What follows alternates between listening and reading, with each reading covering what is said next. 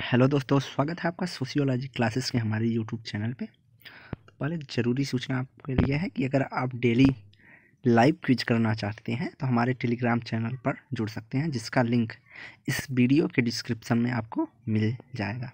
वहाँ पे 9 AM और 9 PM पर डेली क्विज होता है। तो आइए देखते हैं आज का पहला प्रश्न। पहला प्रश्न है, भूमि सुधार कार्यक्रम के अंतर्गत अधिनियमित पहला अधिनियम कौन सा था? पश्चिमी बंगाल भूमि सुधार अधिनियम 1956, जमींदार उन्मूलन अधिनियम 1950, बिहार भूमि सुधार अधिनियम 1950 या बम्बई किराएदार अधिनियम 1939। तो राइट आंसर जो हो जाएगा वह होगा हमारा सी, बिहार भूमि सुधार बिल 1949, जिसे 1950 में पारित किया गया था और इसे पारित करने के बाद पुनर्परीक्षण के बाद राष्ट्रपति के पास भेजा गया था और राष्ट्रपति ने इसे 1950 में स्वीकृति प्रदान की थी।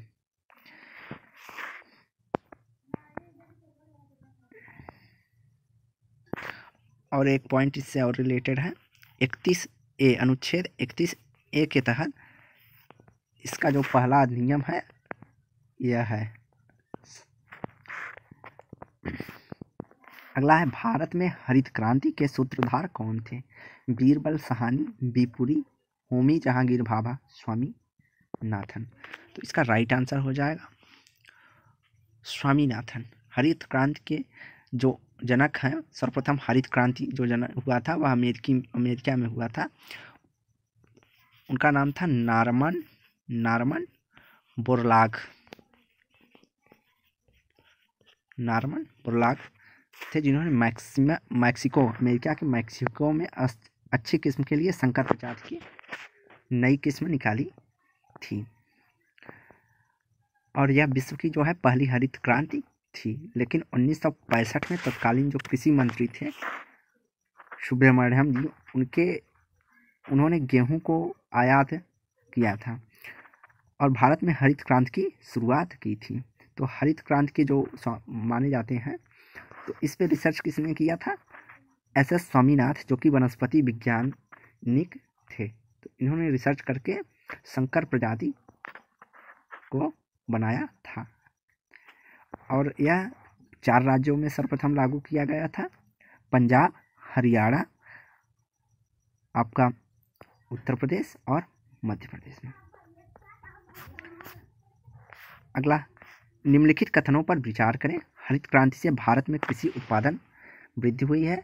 बी, भारत में कृषि प्रौद्योगिकी में बड़ी तेजी से विकास हुआ है। तो यहाँ राइट आंसर हो जाएगा सी। दोनों ए और बी दोनों सही हैं और बी एक ही उपयुक्त व्याख्या के रूप में सम्मिलित है। तो भारत में जो हरित क्रांति हुई थी उससे बेसिकली कृषि के उत्पादन में वृद्धि हुआ, तभी तो हरित क्रांति सफल हुआ। इसके बाद हरित क्रांति के तहत नई जो प्रौद्योगिकियाँ थी, अर्थात खेती करने के नए उपकरण थे, उनका भी विकास तेजी से हुआ। अगला है, पीली क्रांति किससे संबंधित है? पेट्रोलियम उत्पाद से, दुग्ध उत्पाद से, तिलहन से या औद्योगिक उत्पादन से? तो राइट आंसर हो जाएगा सी, पीली क्रांति का संबंध जो है तिलहन से है। जबकि काली क्रांति या कृष्ण क्रांति जो होती है वह हमारा पेट्रोलियम से होता है। इसके अलावा नीली क्रांति के नाम से मत्स्य उत्पादन को जानते हैं, हरित क्रांति से खाद्य उत्पादन को, लाल क्रांति से मांस और टमाटर दोनों को व्यक्त करते हैं और भूरी क्रांति से उर्वरक को और श्वेत क्रांति से दुग्ध उत्पादन के लिए प्रयोग करते हैं। अगला है, मरुभूमि विकास कार्यक्रम किस वर्ष प्रारंभ किया गया? 1950-51, 1964-65, 1974-75 या 1977-78? तो यहाँ राइट आंसर जो हो जाएगा मरुभूमि विकास कार्यक्रम जो है 1977-78 में लाया गया। इसे हम DDP कार्यक्रम के तहत जानते हैं। इसके तहत जो आया कि जो मरुस्थलीय भूमि थे उन्हें खेती करने योग्य भूमि बनाना और जो सूखे का प्रतिकूल प्रभाव था, मरुस्थलीकरण बढ़ रहा था, उसे रोकने के लिए प्रयास किया गया था। अगला है, सबसे पहले प्रभावी जात की अवधारणा किसने दी है? प्रभावी जात कहीं कहीं प्रभु जात भी आपको मिल जाएगा।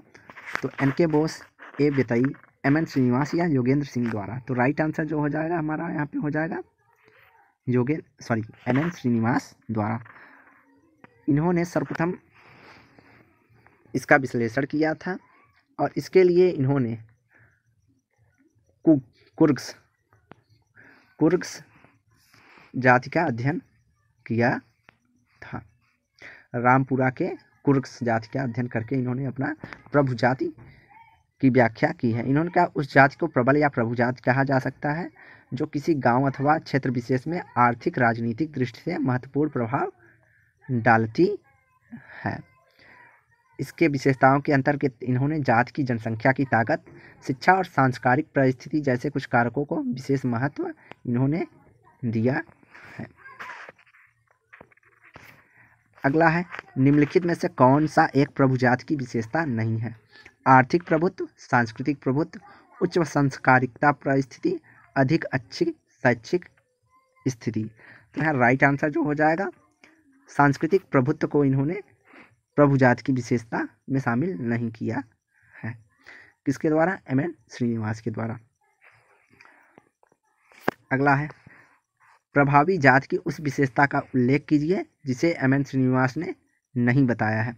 जनसंख्या शक्ति, आर्थिक प्रभाव, राजनीतिक शक्ति या श्वेत वस्त्र व्यवसाय। तो यहाँ राइट आंसर जो हो जाएगा वह होगा डी, श्वेत वस्त्र व्यवसाय को एम.एन. श्रीनिवास ने प्रभु जाति की विशेषता में शामिल नहीं किया है। अगला है, निम्नलिखित में से किसने प्रभु जाति की अवधारणा की आलोचना को अपने लेखन में प्रस्तुत किया है? सुरजीत सिन्हा, एस.सी. दुबे, आर.के. राय बर्मन या इनमें से कोई नहीं। तो राइट आंसर जो हो जाएगा वह होगा एस.सी. दुबे। एस.सी. दुबे जो है इन्होंने मैसूर के में प्रभु जाति और ग्रामीण क्षेत्र का अध्ययन करके यह बताया कि जो एम.एन. श्रीनिवास ने प्रभु जाति की बात कही है वहाँ प्रभु जाति न होकर प्रभु व्यक्ति हो सकता है, अर्थात प्रभावी व्यक्ति हो सकता है। इन्होंने कहा कि ग्रामीण नेतृत्व की अवधारणा को देखते हुए इन्होंने बताया कि राजनैतिक शक्ति कुछ ही व्यक्तियों तक केंद्रित होती है, वह किसी विशेष जाति के संदर्भ के पास राजनीतिक शक्ति केंद्रित नहीं है, कुछ विशेष व्यक्तियों के पास होती है। इसलिए प्रभु जाति के स्थान पर प्रभु व्यक्तित्व कहना ज़्यादा उचित होगा। जैसे ग्राम पंचायत, विधायक, सांसद आदि के चुनाव में देखा जाता है कि कोई एक ही व्यक्ति, किसी जाति का एक ही व्यक्ति प्रभुत्व स्थापित करता है। अगला है, भारतीय समाज के अध्ययन में संरचनात्मक प्रकार्यात्मक परिप्रेक्ष्य का प्रयोग किसने किया है?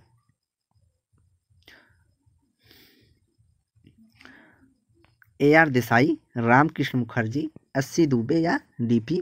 मुखर्जी। तो यहाँ राइट आंसर हो जाएगा एस.सी. दुबे ने भारतीय समाज के अध्ययन में संरचनात्मक प्रकार्यात्मक उपागम का प्रयोग किया है। इस उपागम का संपूर्ण समुदाय का अध्ययन किया जाता है। इसके अंतर्गत एम.एन. श्रीनिवास और एस.सी. दुबे ने अपने अध्ययन में इसको प्रयोग किया है।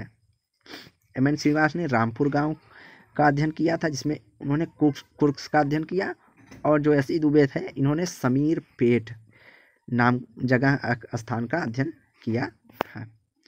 अगला है, मैसूर की ओक्कालिंगा जाति का अध्ययन किसके लिए प्रसिद्ध है? निम्न जाति के लिए, उच्च जाति के लिए, प्रभु जाति के लिए, अछूत जाति के लिए। तो राइट आंसर जो हो जाएगा सी हो जाएगा, प्रभु जाति के लिए ओक्कालिंगा जाति जो है प्रसिद्ध है। अगला है, ग्रामीण क्षेत्रों में शक्ति के विकेंद्रीकरण के संदर्भ में किसने कहा कि यह स्वीकार्य है कि लोकतंत्र विकेंद्रीकरण के बिना सफल नहीं हो सकता है? आर.ए. ईमानदार, के.एल. शर्मा, बी. मेहता या बी. सिंह। तो राइट आंसर हो जाएगा बी. मेहता। इन्होंने कहा है कि यह स्वीकार है कि लोकतंत्र विकेंद्रीकरण के बिना सफल नहीं हो सकता है। भारतीय संविधान के अनुच्छेद 40 के अंतर्गत ग्रामीण पंचायतों का गठन पर बल दिया गया ताकि ग्रामीण जो है सत्ता का या शासन का विकेंद्रीकरण हो सके। जो बलवंत राय मेहता समिति थी, इनकी अध्यक्षता में एक समिति की गठन की गई जिसमें ग्राम विकास एवं जनप्रतिनिधियों तक, स्थानीय संस्थाओं तक एवं प्रशासनिक शक्तियों के अधिक से अधिक विकेंद्रीकरण पर प्रकाश डाला, जिसे सत्ता या शासन का त्रिस्तरीय नियम भी कहा जाता है, जिसमें ग्राम पंचायत, ब्लॉक या जिला पंचायत स्तर, जिला परिषद और जिला पंचायत स्तर तक होता है। अगला है ग्रामीण शक्ति संरचना के परंपरागत स्वरूप के एवं उनमें उत्पन्न वर्तमान परिवर्तनों को स्पष्ट करने के लिए तंजौर जिले के श्रीपुरम गांव का अध्ययन किसने किया है? Henry Maine, McKim Marriott, Andre Beteille या एसी मेयर। तो राइट आंसर हो जाएगा आंद्रे बितई। आंद्रे बितई ने तंजौर जिले के श्रीपुरम गांव का अध्ययन करके यह पाया कि जो वहाँ की जाति और वर्ग में संरचनात्मक समन्वय है।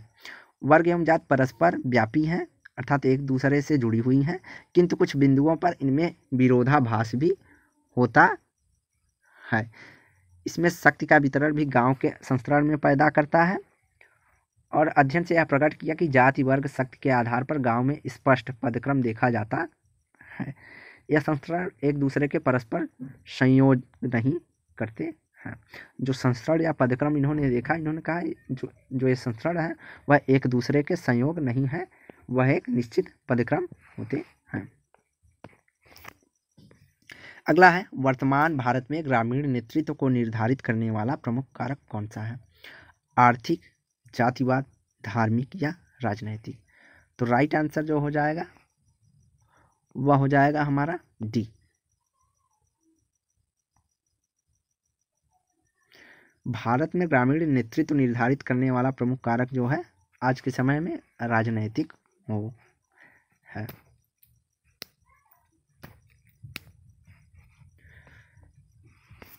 अगला है ग्रामीण नेतृत्व के उभरते प्रतिमान की कौन सी विशेषता नहीं है? ग्राम में प्रजातांत्रिक नेतृत्व का उदय, शिक्षक व युवकों के महत्व में वृद्धि,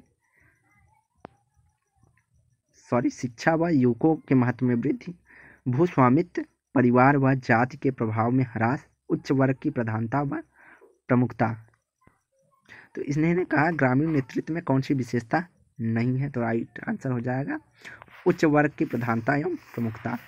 आज ग्रामीण नेतृत्व जो है उभरता हुआ प्रतिमान के अंतर्गत एक प्रजातांत्रिक नेतृत्व का उदय हुआ है, शिक्षा का महत्व बढ़ा है, नेतृत्व का केंद्रीकरण या विकेंद्रीकरण यहाँ पे होना चाहिए, विकेंद्रीकरण हुआ है, अर्थात किसी के पास भी जा सकता है चुनाव के माध्यम से। युवक जो है राजनीति में भागीदार हो रहे हैं, मध्यम वर्ग की प्रधानता बढ़ी है, अर्थात मध्यम वर्ग भी राजनीति में ग्रामीण नेतृत्व में पूर्ण रूप से भाग ले रहे हैं, जिस आरक्षण आदि भी इसके अंतर्गत शामिल किए जा सकते हैं। भूस्वामित्व, परिवार, जाति आदि के प्रभाव में ह्रास भी हुआ है, अर्थात आज समय भूस्वामित्व, परिवार और जाति की जो महत्वता कम हुई है। अधिशासी नेतृत्व पर बल दिया गया है, अर्थात राज्य के शासन से नेतृत्व दिया होता है। उच्च जाति के महत्व में कमी आई है और स्त्रियों की जो है भागीदारी आज के समय ग्रामीण नेतृत्व में बढ़ी है। अगला है भारत में कौन सामाजिक घटना का कारण नहीं है? तीव्र सामाजिक परिवर्तन, सामाजिक मूल्यों में परिवर्तन, सामाजिक नियंत्रण या युद्ध। तो यहाँ राइट आंसर जो हो जाएगा वह हो जाएगा कि सामाजिक विघटन का कारण नहीं है, तो हमारा सी हो जाएगा सामाजिक नियंत्रण। सामाजिक विघटन जो होता है जब संतुलन स्थापित करने वाली शक्तियों में परिवर्तन होता है और सामाजिक संरचना इस प्रकार टूट जाती है कि जो पहले के प्रतिमान होते हैं वह लागू नहीं हो पाते हैं, तब सामाजिक नियंत्रण की जो स्वीकृत प्रणाली या प्रभावी ढंग होते हैं वह कार्य नहीं करते हैं, तो उसे हम सामाजिक विघटन के रूप में देखते हैं। सामाजिक नियंत्रण कमजोरी का समाज की व्यवस्था से छिन्न भिन्न हो जाने की सूचक मानी जाती है। जब सामाजिक नियंत्रण कमजोर हो जाती है तब सामाजिक जो है विघटन व्यवस्था छिन्न भिन्न की सूचक मानी जाती है, न कि विघटन की। इससे समाज के पुराने मूल्य लुप्तप्राय हो जाते हैं और नवीन मूल्य भी पूरी तरह से विकसित नहीं हो पाते, जिससे समाज की व्यवस्था कमजोर होती है। अतः तीव्र सामाजिक परिवर्तन, सामाजिक मूल्यों में परिवर्तन और युद्ध द्वारा सामाजिक विघटन उत्पन्न होता है। निम्नलिखित में से कौन से जो सामाजिक विघटन के लक्षण को व्यक्त नहीं करता, उसको चिन्हित कीजिए। प्रकारों का एक समूह जो एक दूसरे समूह का हस्तांतरण, भूमिका में संघर्ष, एकात्म का ह्रास, व्यक्तिवादी प्रवृत्ति का पतन। तो इसमें से कौन सा जो है सामाजिक विघटन के लक्षण के रूप में नहीं देखा जाता है? तो राइट आंसर जो हो जाएगा वह हमारा हो जाएगा व्यक्तिवादी प्रवृत्ति का जो पतन होता है वह सामाजिक विघटन के लक्षण के रूप में नहीं व्यक्त किया जा सकता है। जबकि एकता में अगर ह्रास होगा तब भी सामाजिक विघटन होगा। भूमिका में संघर्ष अर्थात सामाजिक भूमिकाओं में संघर्ष होगा, वहाँ भी सामाजिक विघटन की स्थिति उत्पन्न होगी। प्रकारों का एक समूह दूसरे समूह में हस्तांतरण होगा तो वहाँ पे भी सामाजिक विघटन की स्थिति उत्पन्न होगी। तो राइट आंसर जो हो जाएगा हमारा डी। अगला है, किसने कहा कि सामाजिक विघटन एक प्रक्रिया है जिसके द्वारा एक समूह के सदस्य के बीच संबंध टूट जाते हैं या समाप्त हो जाते हैं? PH Landis, Thomas and Znaniecki, Elliott M Merrill, REL Faris. तो यहाँ राइट आंसर जो हो जाएगा वह हो जाएगा हमारा सी। इलियट और मैरिल के अनुसार सामाजिक विघटन वह प्रक्रिया है जिसके द्वारा एक समूह के सदस्य के बीच समूह के सदस्य का संबंध समूह से टूट जाता है या समाप्त हो जाता है। जो समूह का सदस्य होता है वह उसका जो संबंध समूह के साथ होता है उसे टूटने ही इन्होंने सामाजिक विघटन माना है। यही जो सोरोकिन है वह कहते हैं कि सामाजिक विघटन का जो मुख्य कारक होता है वह सांस्कृतिक और संस्थागत विघटन के रूप में होता है। इन्होंने कहा वर्तमान युग में सामाजिक विघटन का कारण मूल्यों के कार्यक्षेत्र में सांस्कृतिक पतन, जिसमें अधिक युद्ध, अपराधी, क्रांति, आत्महत्या, मानसिक रोग जैसे आदि आगे ले जाने में सामाजिक विघटन करने में कारण के रूप में महत्व प्रदान करते हैं। इन्होंने एक उदाहरण देते हुए कहा कि वर्तमान में क्रांति बेला न तो प्रजातंत्र के संघर्ष बनाम अधिनायकवाद है, न तो पूंजी बनाम साम्यवाद है, न राष्ट्रीयता बनाम अंतर्राष्ट्रीयता है, या निरंकुश शासन बनाम स्वाधीनता को प्राप्त होता है, और न ही इस संस्कृति ने अपने चरम शिखर और पतन तक पहुंचती। इन्होंने कहा अगर सांस्कृतिक परिवर्तन न होता तो आज इस स्थिति तक समाज नहीं पहुंचता। अगला है, किसने कहा कि सामाजिक विघटन वह प्रक्रिया है जिसके द्वारा एक समूह के सदस्य के बीच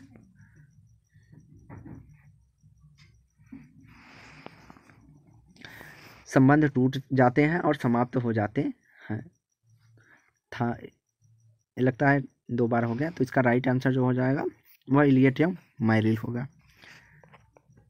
अगला प्रश्न है, किसने कहा कि युद्ध सामाजिक विघटन का उदग्रम स्वरूप है? Emile Durkheim, Elliott M Merrill, Robert EL Faris, Martin न्यूमेयर।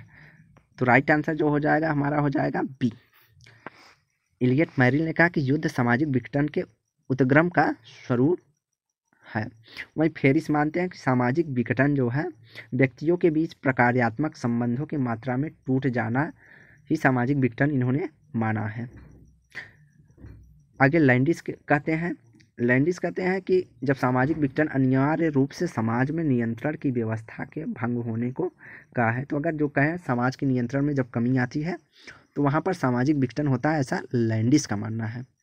इन्होंने कहा जिससे समाज में अव्यवस्था और गड़बड़ी उत्पन्न हो जाती है, और उसी अव्यवस्था और गड़बड़ी को इन्होंने सामाजिक विघटन के रूप में देखा है लैंडिस ने। अगला, सामाजिक विघटन का मुख्य कारक सांस्कृतिक और संस्थागत विघटन है। यह कथन किस विद्वान का है? स्पेंगलर, टाइनबी, कार्ल मैनहिन या सोरोकिन। तो इसका राइट आंसर हो जाएगा डी, सोरोकिन। अगला है, निम्नांकित में से कौन सामुदायिक विघटन की श्रेणी में सम्मिलित होता है? तलाक, निर्धनता, बेरोजगारी, भ्रष्टाचार। तो यहाँ पे पूछा सामुदायिक विघटन की श्रेणी में सम्मिलित नहीं होता है, तो नहीं होता है तो यहाँ तलाक जो हो जाएगा। तलाक जो होता है किसी व्यक्ति का व्यक्तिगत होता है, न कि समूह में होता है। बाकी निर्धनता एक सामूहिक विघटन का कारण है, बेरोजगारी सामूहिक विघटन का श्रेणी में रखा जाता है, और भ्रष्टाचार को भी हम सामूहिक विघटन की श्रेणी में रख सकते हैं। अगला प्रश्न है, निम्नांकित में से वैयक्तिक विघटन का कारण कौन सा नहीं है? परिवार, धर्म, आर्थिक स्थिति एवं शिक्षा। तो वैयक्तिक विघटन का कारण नहीं हो सकता है। राइट आंसर जो हो जाएगा डी, परिवार, धर्म और आर्थिक स्थिति जो है व्यक्ति की व्यक्तिगत विघटन का कारण बन सकती है।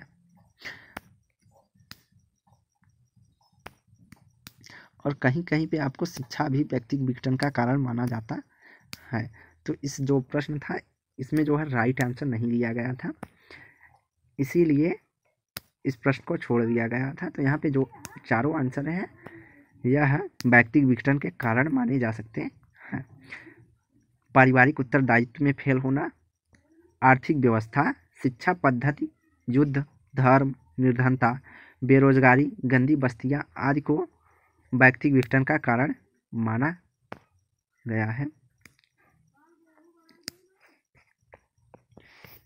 अगला है, निम्नांकित में से कौन सी दशा व्यक्तिगत विघटन का कारण है? राजनीतिक अस्थिरता, बेरोजगारी, महंगी शिक्षा प्रणाली, तापक्रम। तो राइट आंसर हो जाएगा बी, व्यक्तिगत विघटन का कारण बेरोजगारी है यहाँ पे। अगला है, किसका मत है कि विचलन केवल ऐसा व्यवहार को कहते हैं,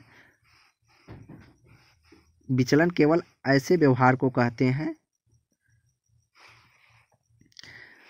कह के टाला नहीं जा सकता जो समाज की स्थिरता में व्यवधान उत्पन्न करता है, वरन विचलन स्वयं भी नियंत्रित मात्रा में स्थिरता कायम रखने की एक महत्वपूर्ण दशा हो सकता है।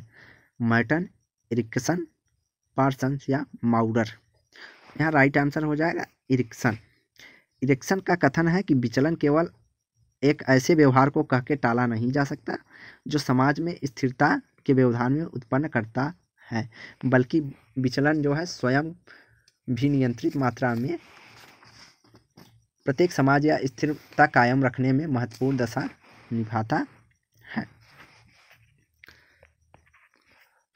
अगला है, निम्नलिखित लेखकों के युग्मों में कौन एक अपराध और विचलन के अध्ययन से संबंधित नहीं है?